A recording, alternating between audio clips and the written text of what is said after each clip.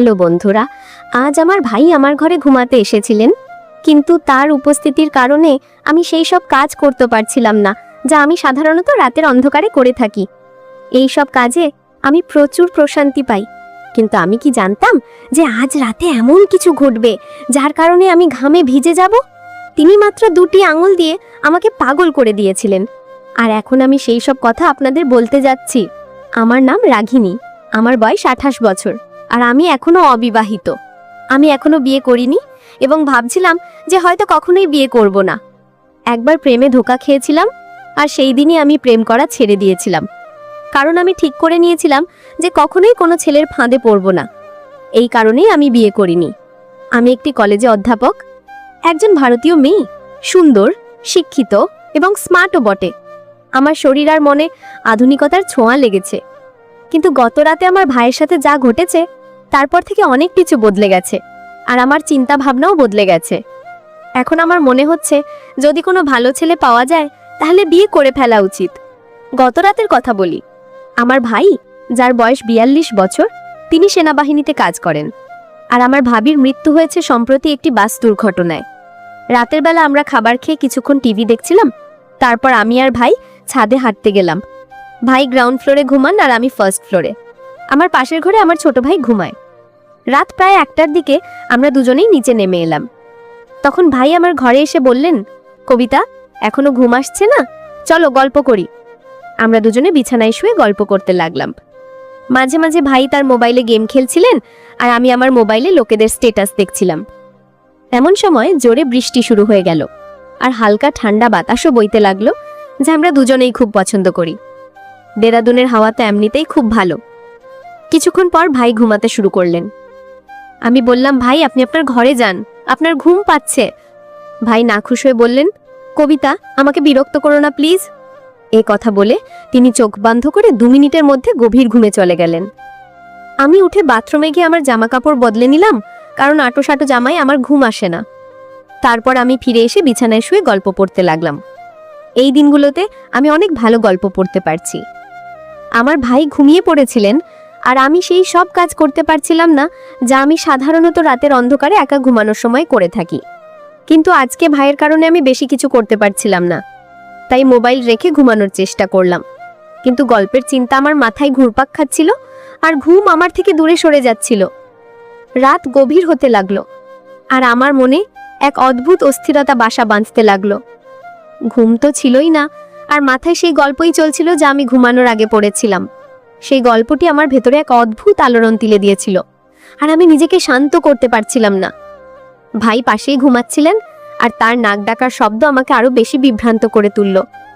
যদি তিনি সেখানে না থাকতেন তাহলে হয়তো আমি নিজেকে সেই গল্পের অংশ বানিয়ে নিতাম, আর সেই সব কাজ করতাম যা আমাকে রাতের অন্ধকারে একা করতে ভালো লাগে। কিন্তু আজকের রাতটা একটু আলাদা ছিল। আমি আমার নিজের চিন্তায় ডুবে গেছিলাম। এমন সময় হঠাৎ ভাই পাশ ফিরলেন আর সোজা হয়ে বসলেন। আমার চোখ অজান্তেই সেই দিকে চলে গেল, আর আমি যা দেখলাম তাতে আমার পায়ের তলা থেকে মাটি সরে গেল। ভাই খুব পাতলা ধুতি পরেছিলেন, আর তার কারণে এমন কিছু দেখা যাচ্ছিল যা দেখে আমার লজ্জা করে গেল। আমার অবস্থা আরো জটিল হয়ে গেল। লজ্জা তো দূরের কথা, আমি আমার চোখ তার দিক থেকে সরাতেই পারছিলাম না।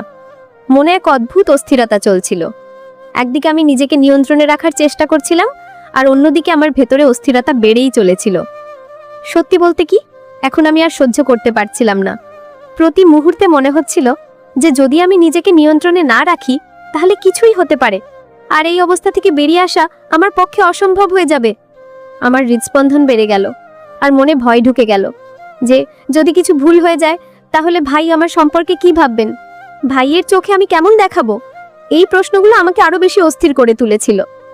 কিন্তু অন্যদিকে আমার মনে একটা গভীর ইচ্ছাও ছিল যা আমাকে বারবার সেই দিকে টানছিল, যেন আমি যা ভাবছি তা পূর্ণ করে ফেলি। আমার ভেতরের দ্বন্দ্ব এখন চরমে পৌঁছে গেছে। প্রতি মুহূর্তে আমি নিজের সাথে লড়াই করছিলাম, কিন্তু কোথাও যেন মনে সেই পুরনো গল্প আবার উকি দিচ্ছিল, আর তার কারণে আমার ইচ্ছা আরো বেড়ে যাচ্ছিল। এখন প্রশ্ন ছিল, আমি কি ভাইকেই ঝড় থেকে বাঁচাতে পারবো, নাকি ভাই আমাকে তার কবজায় নিয়ে নেবেন? রাতের পরিবেশ আগের থেকেই অদ্ভুত ছিল, আর তার উপর ভাইয়ের ফোন বেজে উঠল। সম্ভবত কেউ তাকে মেসেজ করেছিল, আর ফোনটা আমার পাশেই রাখা ছিল, কারণ ভাই তাকে চার্জে লাগিয়ে রেখেছিলেন। ঘুমানোর আগে ভাই গভীর ঘুমে ছিলেন, কিন্তু ফোনে একের পর এক মেসেজ আসছিল, আর তার আওয়াজ আমার অস্থিরতা আরো বাড়িয়ে দিল। আমি ভাবলাম ফোনটা সাইলেন্ট করে দিই যাতে আওয়াজ বন্ধ হয়, কিন্তু সাথে সাথে আমার মনে প্রশ্ন জাগলো, এত রাতে ভাইকে কে মেসেজ করছে? আমি ভাইয়ের ফোনের পাসওয়ার্ড জানতাম, তাই কোনো দ্বিধা না করে তার ফোন চেক করলাম। স্ক্রিনে তাকাতে দেখলাম ভাইয়ের গার্লফ্রেন্ড তাকে একের পর এক মেসেজ পাঠাচ্ছে। এক অদ্ভুত কৌতূহল আমাকে ঘিরে ফেললো, আর আমি ভাবতে লাগলাম শেষ পর্যন্ত সেই ভিডিওটা কি নিয়ে। আমি ভাবলাম একবার দেখেই নি ভিডিওতে কি আছে। ভিডিও চালু করতেই আমার চোখ যেন থমকে গেল। আমি যা দেখছিলাম তা বুঝতেই পারছিলাম না। ভিডিওতে যা দেখানো হচ্ছিল তা আমি কখনোই ভাবতে পারিনি। একটা ভিডিও শেষ হতেই আমার মধ্যে পরের ভিডিও দেখার তীব্র ইচ্ছা জেগে উঠল। আমি পরের ভিডিওতে ক্লিক করলাম আর মুহূর্তের মধ্যে সব ভিডিও দেখে ফেললাম। প্রতিটি ভিডিও আমার অবস্থাকে আরো খারাপ করে দিল। আমি বুঝতে পারছিলাম না আমি এসব কেন দেখছি, এটা আমার এত ভালো কেন লাগছে। তবুও আমি থামতে পারছিলাম না। আমার হাত কাঁপছিল, কিন্তু চোখ স্ক্রিন থেকে সরাতে পারছিলাম না। সময় যত গড়াচ্ছিল আমার অস্থিরতা তত বাড়ছিল। আমি নিজের সাথে যুদ্ধ করছিলাম। আমি কি করছি এই প্রশ্ন বারবার আমার মাথায় ঘুরপাক খাচ্ছিল, কিন্তু আমি নিজেকে নিয়ন্ত্রণে রাখতে পারছিলাম না। সেই ভিডিওগুলো আমার ভেতরের ঝড়কে আরো বাড়িয়ে দিচ্ছিল। এখন আমার মধ্যে এক অদ্ভুত সাহস এসে গিয়েছিল, বা বলা যায় আমি আমার ইচ্ছার কাছে অসহায় হয়ে পড়েছিলাম। আমি সিদ্ধান্ত নিয়েছিলাম যা হবে দেখাই যাবে।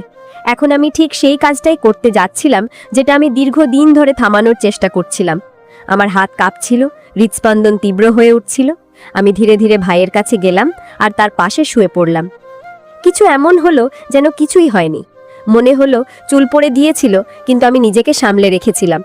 কিছুক্ষণ আমি ঘুমের ভান করলাম, যাতে যদি হঠাৎ সে জেগে ওঠে তাহলে মনে করবে আমি গভীর ঘুমে আছি। হৃদস্পন্দন তীব্র হচ্ছিল, কিন্তু আমার চেহারায় শান্তির ছাপ ছিল। তারপর আমি ধীরে ধীরে আমার পা ভাইয়ের ওপর রাখলাম, যেন ঘুমের মধ্যে অজান্তেই। কিছুক্ষণ থেমে গেলাম আর ভাইয়ের নড়াচড়ার অপেক্ষায় ছিলাম, কিন্তু কোনো নড়াচড়া হলো না। সে তখনও গভীর ঘুমে ছিল। আমার পায়ের নিচে তার উষ্ণতা অনুভব করছিলাম। আর কিছু একটা, তার শরীর শান্ত ছিল, কিন্তু তার মনে আরেক গল্প চলছিল। আমার পায়ের নিচে তার আকার স্পষ্ট অনুভব করছিলাম, আর তার করা আওয়াজ আমার ভেতরের সব জটিলতাকে আরো বাড়িয়ে দিচ্ছিল। আমার হৃদয় কম্পন চলছিল, কিন্তু ভাইয়ের কোনো প্রতিক্রিয়া না দেখে আমি আরো উত্তেজিত হয়ে উঠলাম। ঠিক সেই মুহূর্তে যখন আমি আরো কিছু করতে যাচ্ছিলাম, তিনি হঠাৎ চোখ খুললেন। আমার হৃদয় কম্পন যেন থমকে গেল। চোখ খোলা মাত্রই আমি তড়িঘড়ি চোখ বন্ধ করে ঘুমের ভান করলাম, কিন্তু আমার মুখে আতঙ্ক আর অস্থিরতা স্পষ্ট ফুটে উঠছিল। আমি বুঝতে পারছিলাম নিজেকে একটি ভয়ঙ্কর ফাঁদে ফেলেছি, কিন্তু যা হতে যাচ্ছিল তার জন্য আমি মোটেও প্রস্তুত ছিলাম না। তখনই ভাই আমাকে এই অবস্থায় দেখে ফেললেন। কিছু বলার আগেই তিনি কোনো লজ্জা বা দ্বিধা ছাড়াই এগিয়ে আসলেন। এরপর যা ঘটল তা আমার জন্য একটি গভীর আঘাতের চেয়ে কম নয়। ওই 4 ঘন্টায় যা ঘটেছিল তার পুরো সত্যতা আমি আপনাদের পরের পর্বে বলবো। যদি জানতে চান কি ঘটেছিল, তাহলে আমার চ্যানেল সাবস্ক্রাইব করতে ভুলবেন না, যাতে এই রোমাঞ্চকর রহস্যময় গল্পের পরবর্তী অংশ আপনি উপভোগ করতে পারেন। সবাইকে ধন্যবাদ।